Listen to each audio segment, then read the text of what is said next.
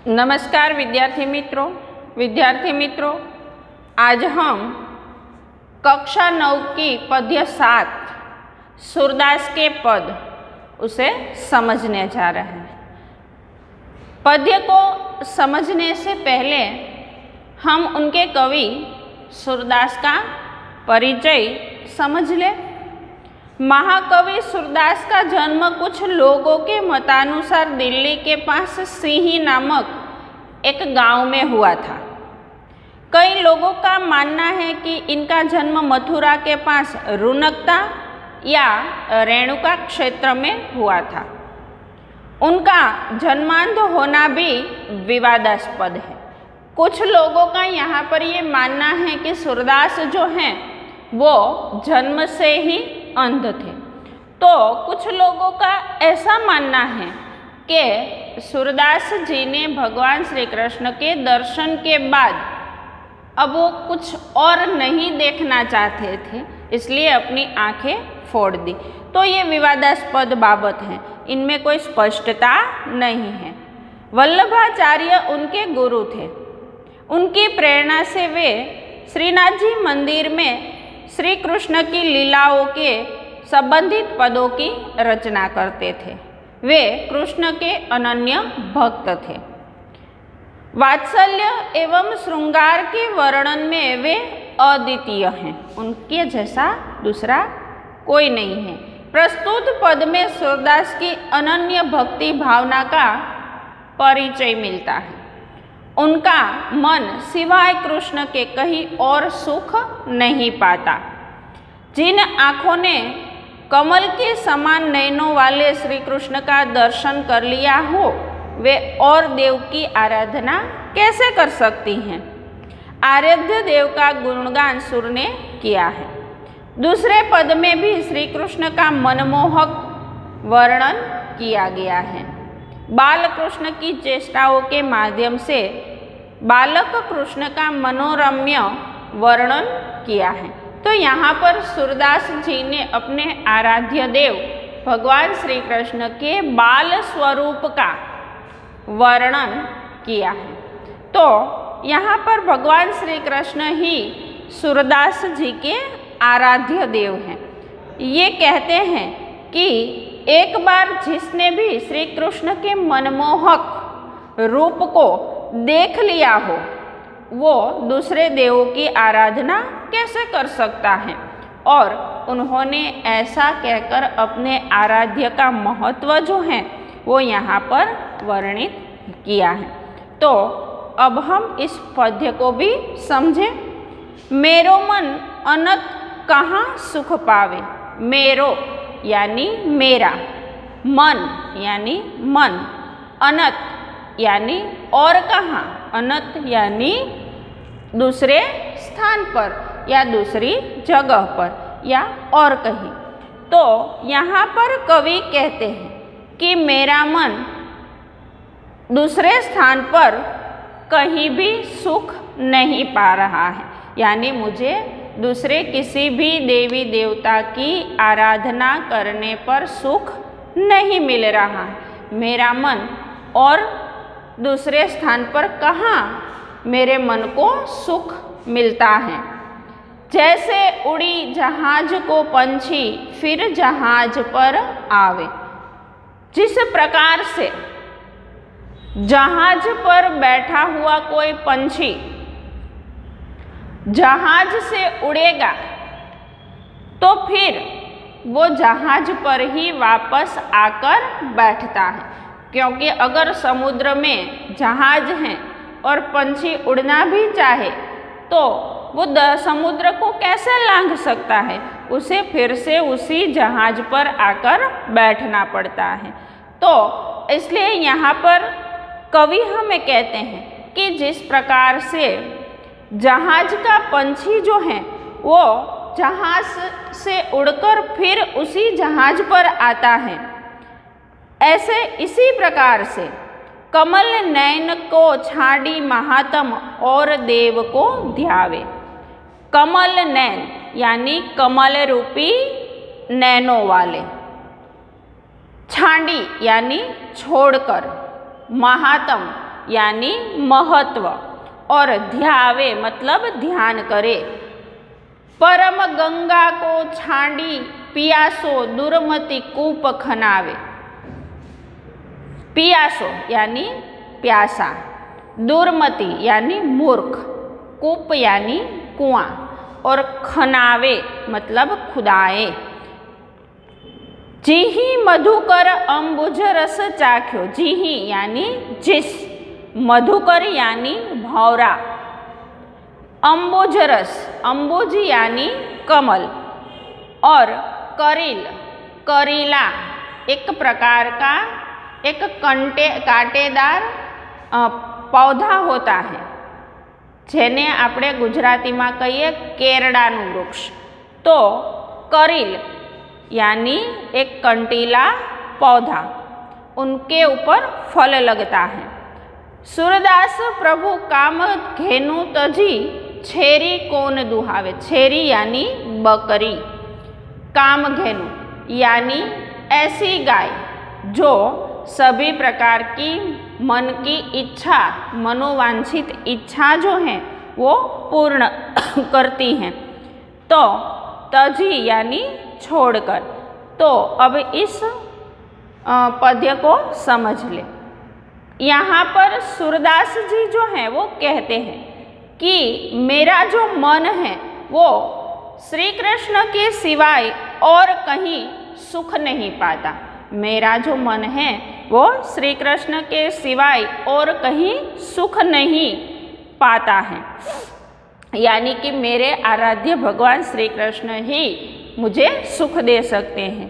जैसे उड़ी जहाज को पंछी फिरी जहाज पर आवे। जिस प्रकार से जहाज का पंछी उड़कर फिर से उसी जहाज पर आता है, उसी प्रकार से मेरा मन सभी देवी देवताओं के पास भटक कर फिर से मेरा मन जो है वो श्री कृष्ण के पास ही पास ही आता है। कमल नैन को छाड़ी महात्म और देव को ध्यावे। यानी कमल के समान नेत्रों वाले भगवान श्री कृष्ण के महत्व को छोड़कर मेरा मन जो है वो और देवताओं के पास कैसे जा सकता है और देवताओं का ध्यान कैसे कर सकता है। यानी यहाँ पर कवि सूरदास कहते हैं कि मेरे आराध्य तो भगवान श्री कृष्ण हैं। कमल रूपी नैनों वाले भगवान श्री कृष्ण के महत्व को छोड़कर मेरा मन जो है वो अन्य देवी देवताओं का ध्यान कैसे कर सकता है। परम गंगा को छाड़ी पियासो दुर्मति कूप खनावे। अगर कोई व्यक्ति प्यासा है और उसे पीने के लिए पवित्र गंगा का जल मिल रहा हो तो कोई मूर्ख ही होगा जो कुआं खुदवाएगा। अगर कोई प्यासे व्यक्ति को पीने के लिए पवित्र गंगा का जल मिल रहा हो तो कोई मूर्ख ही होगा जो कुआं खुदवाएगा। दुर्मति यानी मूर्ख, कूप यानी कुआं, खनावे यानी खुदावे। तो किसी को अगर पीने के लिए गंगा का पवित्र जल मिल रहा है तो कोई मूर्ख ही होगा जो पीने के लिए कुआं खुदवाएगा, प्यास बुझाने के लिए कुआं खुदवाएगा। जीही मधुकर अम्बुज रस चाख्यो। जिस भौरे ने, मधुकर यानी भौरा, जीही यानी जिस भौरे ने कमल रस चख लिया हो। अम्बुज यानी कमल। जिस भौरे ने कमल का रस चख लिया हो उसे करीले का फल कैसे भाए, यानी वो करीले के फल को कैसे खा सकता है। सूरदास प्रभु काम घेनु तजी छेरी कौन दुहावे। सूरदास के प्रभु तो कामधेनु की तरह है, यानी कामधेनु गाय की तरह जो सभी मनोवांछित फल देती हैं। उसी प्रकार सूरदास के प्रभु तो भगवान श्री कृष्ण हैं। जो सभी प्रकार की मनवांछित फल देते हैं, तो ऐसे भगवान श्री कृष्ण को छोड़कर छेरी कौन दुहाए, यानी भगवान कामधेनु गाय की तरह है, उसे छोड़कर बकरी दुहाने कौन जाए, यानी दूसरे देवी देवताओं का ध्यान कौन करे। तो यहाँ पर भगवान श्री कृष्ण का महत्व जो है वो हमें बताया है। कवि सूरदास कहते हैं कि मेरा मन दूसरी कोई जगह पर सुख नहीं पा रहा है। जैसे जहाज का पंछी उड़कर फिर जहाज पर आता है, उसी प्रकार भगवान श्री कृष्ण कमल रूपी नेत्रों वाले भगवान श्री कृष्ण का जो महत्व है, उस महत्व को मैं समझ रहा हूँ और उस भगवान श्री कृष्ण कमल रूपी नैनों वाले भगवान श्री कृष्ण को छोड़कर मैं दूसरे देवी देवों का ध्यान कैसे करूं।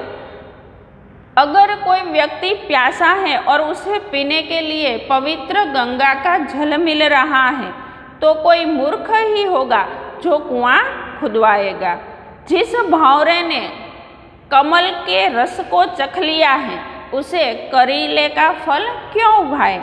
और सूरदास के प्रभु तो कामधेनु गाय की तरह हैं, जो सभी इच्छाएं पूर्ण करते हैं, तो छेरी कौन दुहाए, यानी दूसरे देवी देवताओं का ध्यान कौन करे। इस प्रकार से यहाँ पर सूरदास ने अपने आराध्य की भक्ति जो है, उस भक्ति के महत्व का वर्णन किया है। अब दोस्तों दूसरे पद में देखिए, शोभित कर नवनीत लिए। शोभित यानी सुंदर दिख रहे हैं, कौन, बाल कृष्ण। यहाँ पर कवि ने बाल कृष्ण का जो रूप है, उस बाल कृष्ण के रूप का सुंदर वर्णन किया है। छोटे से भगवान श्री कृष्ण जब घुटनों के बल चल रहे थे, तब उनकी छवि कैसी थी, उनका बाल स्वरूप कैसा था, उस बालक स्वरूप का यहाँ पर बहुत ही सुंदर वर्णन कवि ने किया है। कवि कहते हैं शोभित कर नवनीत लिए। नवनीत, नवनीत यानी मक्खन, तो शोभित यानी सुंदर दिख रहे। कर, कर यानी हाथ। तो भगवान श्री कृष्ण के एक हाथ में मक्खन है, तो हाथ में मक्खन लिए भगवान श्री कृष्ण बहुत ही सुंदर लग रहे हैं। घुटरी न चलन रेणु तन मंडित। घुटरी न चलत यानी घुटनों के बल पर वो चल रहे हैं। रेणु तन मंडित, रेणु यानी मिट्टी, तन यानी शरीर, और मंडित यानी लगी हुई, शरीर पर लगी हुई हैं। तो भगवान श्री कृष्ण जो हैं वो घुटनों के बल चल रहे हैं और उनके शरीर पर मिट्टी जो है वो मिट्टी लगी हुई है। मुख दधि लेप किए, मुख पर दही का या तो मक्खन का, दधी दही या मक्खन, तो यहाँ पर उनके मुख पर मक्खन का लेप है, यानी मुंह पर मक्खन लगा हुआ है। चारों कपोल, उनके गाल जो हैं वो सुंदर हैं। लोल लोचन, उनके नेत्र जो हैं वो चंचल हैं। लोल यानी चंचल, तो उनके गाल जो हैं, कपोल यानी गाल, तो उनके गाल सुंदर हैं और उनके नेत्र जो हैं वो चंचल हैं। गोरोचन तिलक दिए। गोरोचन यानी पीली मिट्टी जिनसे तिलक लगाते हैं, चंदन जिसे हम बोलते हैं। तो यहाँ पर भगवान श्री कृष्ण हैं, उनके बाल रूप का वर्णन करते हुए कवि कहते हैं कि उनके गाल सुंदर और नेत्र चंचल हैं। उनके माथे पर गोरोचन का तिलक है।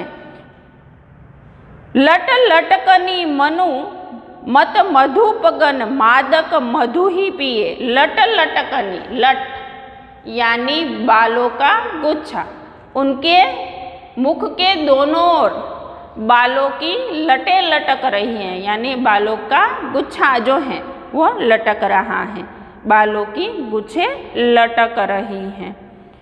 मनुमत मधुपगन मादक मधु ही पिए। मनु यानी मानो, मत यानी मस्त होकर, मधुप मधुप यानी भौरा, मादक मधु ही पिए। ऐसा लगता है जैसे कोई मधु पीकर मस्त हुए भौरे की तरह वो लग रहे हैं।